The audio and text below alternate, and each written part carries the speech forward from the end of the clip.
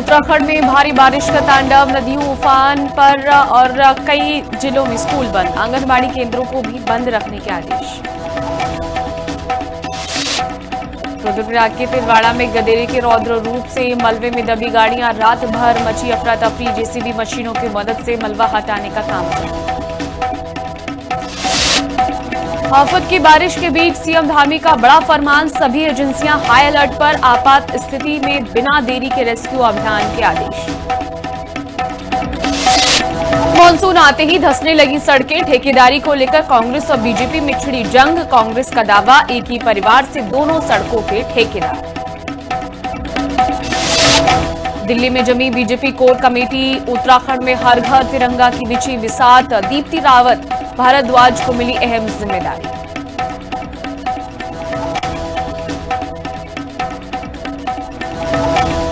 नमस्कार, हिंदी खबर देख रहे हैं आप और मैं हूं आपके साथ मीनाक्षी सिसोदिया, हाजिर हूं उत्तराखंड की खबरों के साथ। बुलेटिन की शुरुआत करेंगे बड़ी खबर से। देहरादून से बड़ी खबर है, जहां पर उत्तराखंड में बीजेपी आंतरिक सर्वे से अब हलचल मच गई है। 2/3 विधायकों का अब टिकट कटेगा। कैबिनेट मंत्री खजान दास का बड़ा स्टेटमेंट सामने आया है। हम जनता के नौकर हैं, कैबिनेट मंत्री ने कहा। मुख्यमंत्री धामी ने सख्त निर्देश भी दिए हैं, जनता के बीच जाकर समस्याएं सुलझाएं। उत्तराखंड में भाजपा के आंतरिक सर्वे की रिपोर्ट सामने आने के बाद सियासत तेज हो गई है। सर्वे में 2/3 से अधिक विधायकों के रिपोर्ट कार्ड खराब होने और उनके टिकट कटने की खतरे की खबरें पर कैबिनेट मंत्री खजान दास का बड़ा बयान आया। मंत्री ने इस स्थिति पर चिंता जताते हुए स्पष्ट कहा कि हम जनता के नौकर हैं और जनता के ही अधीन हैं। उन्होंने जानकारी दी है कि मुख्यमंत्री पुष्कर सिंह धामी ने सभी विधायकों को कड़े निर्देश दिए हैं कि वे अपने क्षेत्रों में जाकर जनता के बीच रहें और उनकी समस्याओं का सीधा समाधान करें, ताकि जनता और जनप्रतिनिधियों के बीच संवाद खत्म ही ना हो।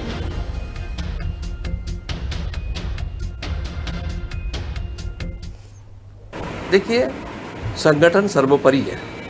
संगठन के आधार पर, संगठन की मेहनत पे हम विधायक बने हैं, मंत्री बने, मुख्यमंत्री बने, सांसद बने हैं और प्रधान बने, क्षेत्र पंचायत बने, जिला पंचायत बने। संगठन की महत्वपूर्ण भूमिका होती है और संगठन और सरकार जब बन जाती है तो उनका तालमेल बहुत ज़रूरी है और वो हो भी रहा है। मैं इस बात के लिए माननीय मुख्यमंत्री पुष्कर सिंह धामी जी को बहुत बहुत बधाई और शुभकामनाएं भी देना चाहूँगा कि सीधा संवाद जनता के बीच में उनका हो रहा है। अभी तक 7 लाख से अधिक लोगों से उन्होंने बातचीत की है, दूसरा दौर जारी है। इसलिए जहाँ पर मान लिया जाए कि कोई नहीं पहुँच पाता, वहाँ पे हमारे मुख्यमंत्री जी पहुँच रहे हैं, संवाद कर रहे हैं और सभी माननीय मंत्रीगणों को, सभी विधायकों को अपने क्षेत्र में रहने के लिए, काम करने के लिए, जनता के बीच में जाने के लिए कहा गया। उधर देहरादून में मुख्य निर्वाचन अधिकारी डॉक्टर BVRC पुरुषोत्तम ने मान्यता प्राप्त राष्ट्रीय राजनीतिक दलों के प्रतिनिधियों के साथ बैठक कर SIR पर विस्तृत चर्चा की और फीडबैक लिया। बैठक में CEO ने बताया कि 24 लाख नोटिसों के सापेक्ष अब तक 19 लाख से अधिक नोटिस मतदाताओं को दिए जा चुके हैं। उन्होंने अधिकारियों को स्पष्ट निर्देश दिए कि सामान्य विसंगति वाली नोटिसों का निस्तारण BLO स्तर पर ही किया जाए, ताकि आम नागरिकों को परेशानी न हो। इसके अलावा वोटर लिस्ट में सुधार और नाम जोड़ने के लिए मिले हजारों आवेदनों और आपत्तियों की सघन जांच के भी निर्देश दिए गए हैं।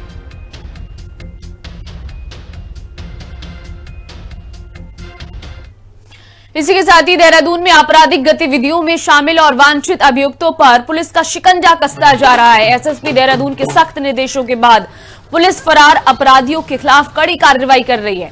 इसी कड़ी में कोतवाली नगर पुलिस ने मारपीट और जानलेवा हमले के मामले में फरार चल रहे नामी आरोपी आसिफ बाबा उर्फ आसिफ मलिक के घर पर ढोल नगाड़ों के साथ मुनादी की।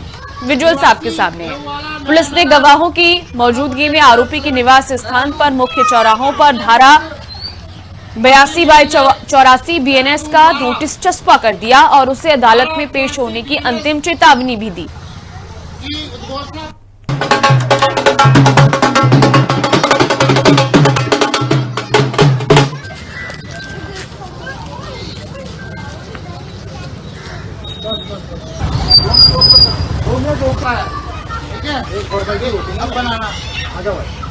अभियुक्त आसिफ मलिक पुत्र मोहम्मद यासीन निवासी मेहुवाला नया नगर थाना पटेल नगर देहरादून उसके विरुद्ध माननीय न्यायालय देहरादून द्वारा धारा 84 BNS की घोषणा पत्र जारी किया है। अभियुक्त लगातार फरार चल रहा है। धारा 84 BNS की कार्रवाई घोषणा की जारी की जा रही है। यदि अभियुक्त 1 महीने के अंदर माननीय न्यायालय या पुलिस के समक्ष प्रस्तुत नहीं होता है तो उसके विरुद्ध कुर्की की कार्रवाई की जाएगी।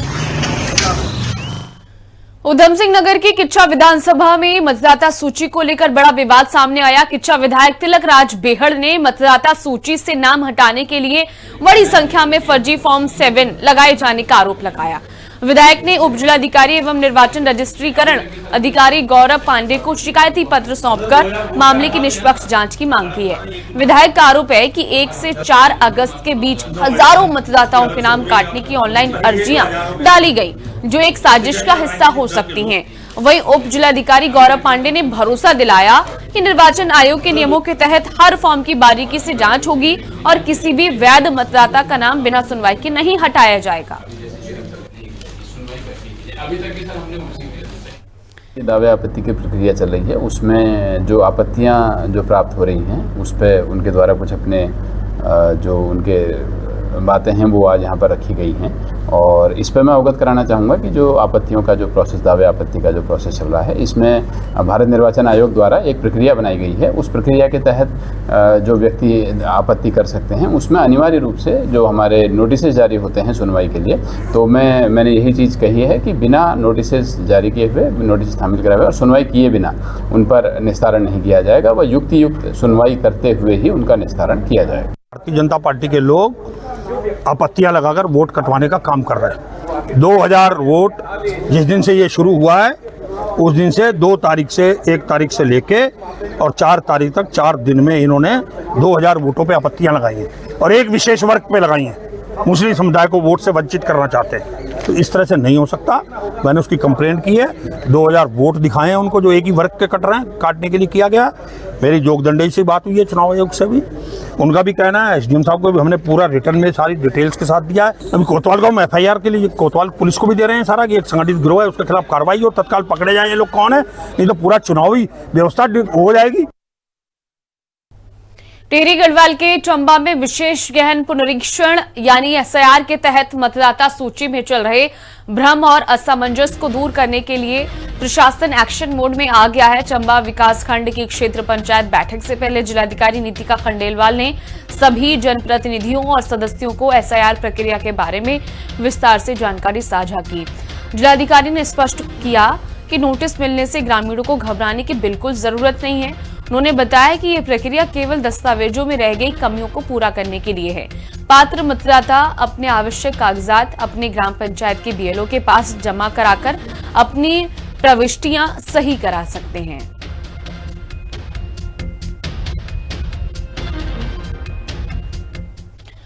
इसके अलावा उत्तराखंड में विशेष गहन पुनरीक्षण यानी कि SIR प्रक्रिया को लेकर भारतीय जनता पार्टी और कांग्रेस के बीच जुबानी जंग तेज हो गई है।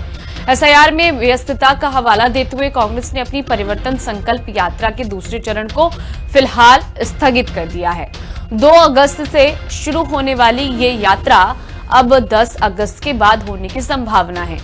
कांग्रेस के इस फैसले पर सत्तारूढ़ भाजपा ने जोरदार तंज कसा। भाजपा विदेश प्रवक्ता मथुरा दत्त जोशी ने कहा कि कांग्रेस के पास ना तो नेता बचे हैं और ना ही कार्यकर्ता, इसीलिए उनके कार्यक्रम बार बार टल रहे हैं। जोशी ने कांग्रेस द्वारा भाजपा पर वोट कटवाने के लगाए गए सभी आरोपों को पूरी तरह से झूठा और भ्रामक करार दिया।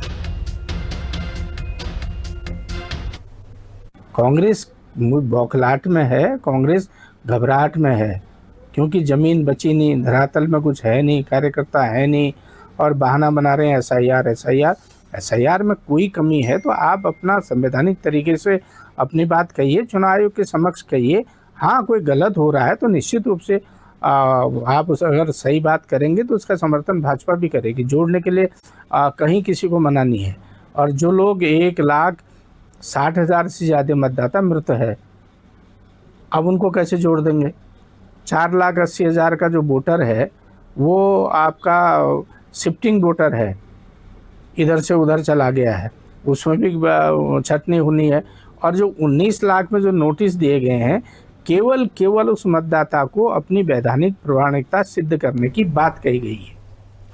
उत्तराखंड में 2027 के विधानसभा चुनावों को लेकर राजनीतिक हलचल अभी से तेज हो गई है। हरिद्वार जिले की हॉट सीट माने जाने वाली हरिद्वार ग्रामीण विधानसभा सीट पर भाजपा के युवा और स्थानीय नेता शिवा चौहान की सक्रियता से नया सियासी समीकरण बनता दिख रहा है। वर्तमान में भाजपा किसान मोर्चा के जिला मंत्री शिवा चौहान को स्थानीय ग्रामीणों का भारी समर्थन मिल रहा है। पुरानी कुंडी गांव में आयोजित चौपाल के दौरान ग्रामीणों ने कांग्रेस की वर्तमान विधायक पर चुनाव जीतने के बाद क्षेत्र की उपेक्षा करने का आरोप लगाया और शिवा चौहान को आगामी चुनाव में अपनी पहली पसंद बताया। इस दौरान शिवा चौहान ने बिजली, सड़क, जलभराव और मालिकाना हक जैसी जन समस्याओं को सुना और मौके पर ही अधिकारियों से बात कर उनके समाधान का भरोसा दिलाया। क्या करते हैं वो बेचारे 15-20 के लिए नोएडा, दिल्ली, गुड़गांव जॉब करते हैं। हम लोगों ने बात की है आप लोगों की और एक डॉक्यूमेंट की फाइल देहरादून। आप लोगों ने गुरुकुल कांगड़ी मैंने भाई को 5 साल से अनुपमा रावत जी यहाँ पर विधायक हैं, ना तो उन्होंने एक बार यहाँ पर आके देखा और इन लोगों के साथ इतना मतलब एक यहाँ पे नाला है, आप बताइए उसमें अगर पानी ओवरफ्लो हो जाता है तो इन लोगों को छत पर रहना पड़ता है, पूरे गांव में पानी आ जाता है। बताइए आप मुझे फिर काहे की विधायक हैं वो, जब वो जनता को 5 साल में अगर एक बार देख नहीं रही है या किसी के लिए इतना भी नहीं सोच रही है तो क्या क्या करेगी जनता, बताइए। और जनता इस बार नाराज बहुत है। मैं जीतता हूँ और यहाँ पर आता हूँ तो सबसे पहले मैंने गाँव वालों से एक ही वादा किया है, 100 बच्चे प्रतिवर्ष मिले हैं, ऐसे जो बच्चे जिनके माँ बाप उनकी फीस जमा नहीं कर पाते या उनको पढ़ाने में सक्षम नहीं है, उन बच्चों की पूरी फीस का खर्चा, ड्रेस का खर्चा मैं उठाने के लिए तैयार हूं। और उन बच्चों को 100 बच्चे प्रति वर्ष मेरी से, या तो आप कहिए मेरी टीम या मेरी, चाहे मैं कहीं से भी करूं या मेरी संस्था, तो उनको पढ़ाने की जिम्मेदारी मेरी है। हमारे यहाँ सबसे बड़ी मेन बात है जो बरसात में जो पानी निकलता है उसमें जो लोगों के घरों में पानी भरता है, सबसे बड़ी समस्या है कि निकासी नहीं है उस पानी की। जो जिस योजना में नाला बनाया गया था वो टूट गया है फिलहाल, उसकी ना तो मरम्मत हुई है, ना वो प्रधान ने और ना विधायक जी ने देखा है। उम्मीद यही है कि अगर हमारे भाई हैं शिवाजी हैं, ये अगर जीतते हैं तो हमारे यहाँ सबसे नाले की समस्या है और सबसे बड़ी मेन बात है कि यहाँ पे रोजगार जो है ना वो नहीं है बिल्कुल भी। उत्तराखंड में मानसून के दौरान सड़कों के धंसने, पुलों के बहने, उफनती नदियों को रस्सी के सहारे पार करने के वीडियो सामने आने के बाद सियासत गर्मा गई। इन मुद्दों पर कांग्रेस के लगातार हमलों का कैबिनेट मंत्री खजान दास ने मुंहतोड़ जवाब दिया। कैबिनेट मंत्री खजान दास ने कांग्रेस पर पलटवार करते हुए आरोप लगाया कि कांग्रेस ने हमेशा अल्पसंख्यक और अनुसूचित समाज के लोगों का सिर्फ वोट बैंक के रूप में इस्तेमाल किया। उन्होंने सवाल उठाया कि कांग्रेस को भाजपा सरकार का विकास क्यों नजर नहीं आ रहा। मंत्री ने देश और प्रदेश में बने बेहतरीन सड़क नेटवर्क का हवाला देते हुए दिल्ली देहरादून एक्सप्रेसवे का जिक्र किया और कहा कि अब लोग महज 3.5 घंटे में दिल्ली से देहरादून पहुंच रहे हैं, जो भाजपा का असली विकास है। 50 साल में आप सत्ता में रहे, सत्ता में रहते हुए आपने क्या काम किया? कुल वोट की राजनीति की आपने, अल्पसंख्यक समाज हो चाहे अनुसूचित समाज हो, एक वोट बैंक की तरह इस्तेमाल किया। आज भारतीय जनता पार्टी काम कर रही है, देश के लिए काम कर रही है, देश के हित में काम कर रही है। आज सड़कों का जाल देखिए भारत के अंदर कितना अच्छी सड़कें बन गई है, वो तारीफ काबिल है। मैं प्रधानमंत्री जी को और नितिन गडकरी जी को बहुत बहुत बधाई और शुभकामनाएं देना चाहूँगा कि सबसे प्रथम कड़ी विकास की अगर हम बात करते हैं तो यातायात है, यातायात है, शिक्षा है, स्वास्थ्य है, पेयजल है। ये चारों चीज़ें बिल्कुल अच्छी तरह से इन्होंने काम किया, इसमें मैं बहुत बहुत शुभकामनाएं देना चाहूँगा। उत्तराखंड में 2027 के विधानसभा चुनावों से पहले सियासी हलचल काफी तेज है। भाजपा और संघ के आंतरिक सर्वे की रिपोर्ट सामने आने के बाद प्रदेश की राजनीति में हड़कंप मच गया।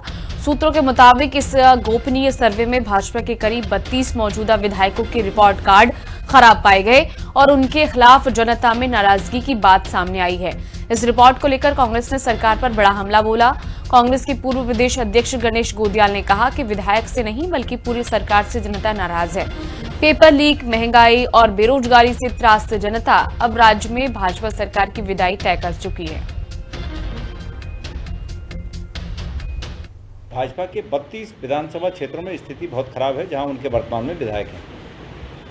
मेरा ये मानना है कि 32 से भी ज़्यादा वो क्षेत्र हैं जहां उनकी स्थितियां खराब हैं और ये नाराज़गी विधायकों के प्रति नहीं है, ये नाराज़गी सरकार के प्रति है। अब उदाहरण के लिए पेपर लीक हुए, स्टेट में भी हुए, तो उसमें विधायक का रोल थोड़ी है, लोग सरकार से नाराज़ हैं। महंगाई है, लोग सरकार से नाराज़ हैं। पेट्रोल में एथेनॉल मिलाकर बेचा जा रहा है, इंजन खराब हो रहे हैं, माइलेज नहीं मिल रहा है, लोग सरकार से नाराज़ हैं। बेरोजगारी है, लोग सरकार से नाराज़ हैं। कुल मिला के नाराज़गी सरकार के खिलाफ है और सरकार टिकट चेंज करे न करे इस बात से फर्क नहीं पड़ता, सरकार की विदाई तय है। उत्तराखंड कांग्रेस ने प्रदेश में चल रहे विकास कार्यों की गुणवत्ता को लेकर भाजपा सरकार के खिलाफ मोर्चा खोल दिया। प्रदेश कांग्रेस अध्यक्ष गणेश गोदियाल ने सरकार पर हमला बोलते हुए आरोप लगाया कि राज्य में गुजरात मॉडल लागू होने के बाद से निर्माण कार्यों का स्तर लगातार गिरता जा रहा है। उन्होंने नंद की चौकी के पास बने पुल का उदाहरण देते हुए कहा कि ठेकेदार से लेकर शासन में प्रभाव तक सब गुजरात के लोगों का है, जिससे उत्तराखंड के हितों की अनदेखी हो रही है। गोदियाल ने दावा किया कि राज्य सरकार स्थानीय लोगों के बजाय गुजरात के लोगों के हित में काम कर रही है। नेता बना, सत्ता पक्ष में है और ठेकेदार भी वही है। तो नेता, ठेकेदार और सत्ता पक्ष की ताकत, भ्रष्टाचार का एक पहिया तो वो है, और भ्रष्टाचार का दूसरा पहिया वो अधिकारी है जिसकी देखरेख में काम हो रहा है। वो अधिकारी वो इसलिए डरा हुआ है उस ठेकेदार से कि वो सत्ता पक्ष का ठेकेदार है। मैं अगर बोलूँगा कि भाई इधर मिट्टी मत डाल, आरबीएम डाल, तो मेरे ट्रांसफ़र करा देगा, तो उसे चुप रहो। अब इसका परिणाम ये हुआ कि भाई मिट्टी डालना आसान था, मिट्टी डली, थोड़ा ठेकेदार को फ़ायदा हो गया, कुछ फ़ायदा वो जो अधिकारी था उसको हुआ होगा और जनता को चपत लग गई। तो ये पूरा मॉडल असल में ये गुजरात मॉडल है और इस गुजरात मॉडल के चलते प्रदेश की सभी सड़कें, सभी पुलों का यही हाल है, सभी विकास कार्यों का यही हाल है। उत्तराखंड में खेल मंत्री रेखा आर्य की संकल्प कावड़ यात्रा को लेकर सियासत गरमाई हुई है। भारत को 2036 ओलंपिक की मेजबानी मिलने के संकल्प के साथ खेल मंत्री 10 अगस्त को हरिद्वार से नीलकंठ महादेव मंदिर तक 22 किलोमीटर की कावड़ यात्रा निकालने जा रही हैं। कांग्रेस ने इस पर जोरदार हमला बोलते हुए कहा कि केवल कावड़ यात्रा निकालने से ओलंपिक की मेजबानी नहीं मिलेगी। कांग्रेस प्रदेश महामंत्री राजेंद्र भंडारी ने कहा कि इतने बड़े वैश्विक आयोजन के लिए विश्व स्तरीय खेल इंफ्रास्ट्रक्चर, आधुनिक प्रशिक्षण सुविधाएं और एक ठोस खेल नीति की जरूरत होती है। कांग्रेस ने सरकार को केवल राजनीतिक स्टंटबाजी छोड़कर खिलाड़ियों की बुनियादी सुविधाओं पर ध्यान देने की सलाह दी है।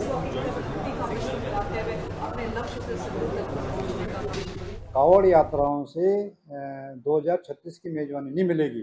आप इस प्रदेश में पहले उन सुविधाओं को डेवलप करो। कांग्रेस ने जो नरेंद्र तिवारी जी की सरकार में जो हमने बुनियाद डाली थी, उस बुनियाद को जो है तुमने एक कदम भी आगे नहीं बढ़ाया। कैसे तुम जो है मेजबानी करोगे? यहाँ हमारा जो ढांचा है, जो खेल स्ट्रक्चर है, जो मैदान है, जो सुविधाएं हैं, वो सुविधाएं तो जीरो हैं। मेजबानी मिलती है सुविधाएं देने से, मेजबानी मिलती है उस प्रकार का माहौल पैदा करने से ताकि तुम यहाँ हजारों लाखों लोगों को बुला सके, उनको सुविधाएं दे सके, उस प्रकार के मैदान तैयार कर सके। तो मेरी मैडम से विनती है कि पहले इस तरफ ध्यान दें।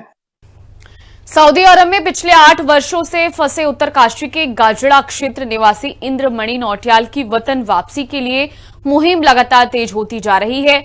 बेटी दीपिका की सोशल मीडिया पर भावुक अपील के बाद अब आर्थिक मदद के साथ साथ जनप्रतिनिधि भी परिवार के साथ खड़े नजर आ रहे हैं। इसी कड़ी में गंगोत्री विधायक सुरेश चौहान पीड़ित परिवार से मिलने उनके घर पहुंचे, जहां उन्होंने परिजनों को ढांढस बंधाते हुए 51,000 रुपए की आर्थिक सहायता सौंपी। इससे पहले भी कई नेता परिवार की मदद कर चुके हैं। दरअसल ट्रक चालक के रूप में सऊदी अरब गए इंद्रमणि एक सड़क हादसे के बाद वहां कंपनी की कथित लापरवाही के चलते करीब 2 करोड़ रुपए का जुर्माना लगने के कारण जेल में बंद हैं। इस बीच मुख्यमंत्री पुष्कर सिंह धामी ने मामले का संज्ञान लेते हुए विदेश मंत्रालय को पत्र लिखकर उनकी जल्द रिहाई और वतन वापसी के निर्देश दिए हैं। मैं सऊदी अरब में 2018 जनवरी में आया था ट्रक चालक के रूप में और यहाँ पर कार्य कर रहा था। फिदाक कंपनी, फिदाक कारपोरेशन नाम से कंपनी है। कंपनी वालों ने बहुत लापरवाही की, डॉक्यूमेंट जल्दी जमा नहीं किया कोर्ट में, पुलिस थाने में। तो जब पुलिस थाने में डॉक्यूमेंट जमा किया इन्होंने अपनी गाड़ियों के, तो इसकी गाड़ी का इंश्योरेंस की प्रॉब्लम बताया गया है। इन्होंने उस समय मेरे को बताया है कि हम उन लोगों को मुआवजा देंगे जिनकी कैजुअल्टी हुई है और आपको हम इस केस से बरी करेंगे। मैंने उसके बाद इंतज़ार किया, 2-3 साल इंतज़ार किया करेंगे, लेकिन इन लोगों ने नहीं किया। यहाँ पर मेरे बच्चों को बहुत कंडिस्टेंट प्रॉब्लम है, खर्चे की प्रॉब्लम है, मेरे को भी यहाँ पर बहुत तकलीफ होती है। मेरे को यहाँ पर 10 साल हो चुके हैं आज की डेट में, ये लोग आश्वासन देते हैं और भारत सरकार से भी गुहार लगाते लगाते मेरे को 3-4 साल हो गए जिस पे कोई संज्ञान नहीं लिया गया। कृपया भारत सरकार से निवेदन करता हूँ कि इस विषय में संज्ञान ले, कंपनी के ऊपर कार्रवाई किया जाए और मुझे अपने वतन जाने की इजाज़त दिया जाए। पूरी जो घटनाक्रम था वो पता नहीं था और अब इस घटनाक्रम का पता लगा तो लगातार जो हमारे इस गाजना मंडल के अध्यक्ष हैं भाई राजीव नौटियाल जी, उनके साथ हमारे पूरा शिष्टमंडल पोखरियाल जी, सभी लोग जनप्रतिनिधि माननीय मुख्यमंत्री जी को मिले, पत्र दिया। माननीय मुख्यमंत्री ने बड़ी गंभीरता से इस विषय को लिया और तत्काल विदेश मंत्रालय से इस वार्ता को कराने के लिए और जो श्री इंद्रमणि नौटियाल जो सऊदी अरब में, उनको भारत लाने के लिए पूरा प्रयास किया जाएगा। माननीय मुख्यमंत्री जी ने आश्वासन दिया।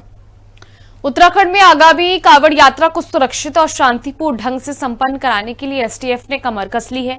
कांवड़ यात्रा के दौरान भेष बदलकर आने वाले असामाजिक तत्वों, हुड़दंगियों और अपराधियों पर एसटीएफ उत्तराखंड पैनी नजर रख रही है। एसटीएफ एसएसपी अजय सिंह ने सख्त चेतावनी देते हुए कहा है कि कांवड़िये के रूप में माहौल खराब करने वाले उपद्रवियों को बख्शा नहीं जाएगा।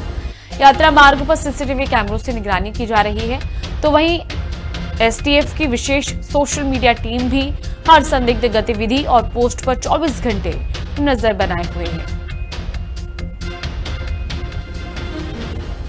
करोड़ों की संख्या में यहाँ पर यात्री आते हैं। इसमें जो अवांछनीय तत्व हैं या ऐसे कहेंगे अपराधी तत्व भी कहीं न कहीं कांवड़ वेश में आकर यहाँ पर अन्य राज्यों में, खासकर हरिद्वार और आसपास के जगहों पे आपराधिक वारदात को भी अंजाम दे देते हैं। जो संदिग्ध लोग के अगर फोटोग्राफ्स प्राप्त होती है तो उनका मिलान किया जाए। जो हमारी साइबर टीम है, उनकी जो डेटा है उनके पास, उन चीज़ों से मिलान भी करते हैं और लगता है कि कहीं वो संदिग्धता के आधार पर उसका वेरिफिकेशन करना है तो तत्काल ऐसी टीम को भेजकर वहाँ पर उसको वेरीफाई भी किया जाए। कभी-कभी ऐसा भी होता है कि जो अपराधी है जमानत पर होता है और वो कहीं न कहीं कांवड़ भेष में यात्रा पे आ जाता है, तो ऐसे लोग का वेरिफिकेशन भी किया जा रहा है और ऐसे लोग का डेटा बैंक भी बनाया जा रहा है। सभी सीसीटीवी फुटेजेस को संरक्षित भी किया जा रहा है, जिससे कि कहीं कोई अगर ऐसी कोई अप्रिय घटना होती है तो सभी का विश्लेषण करके उसमें आगे की कार्रवाई कानूनी की जा सके।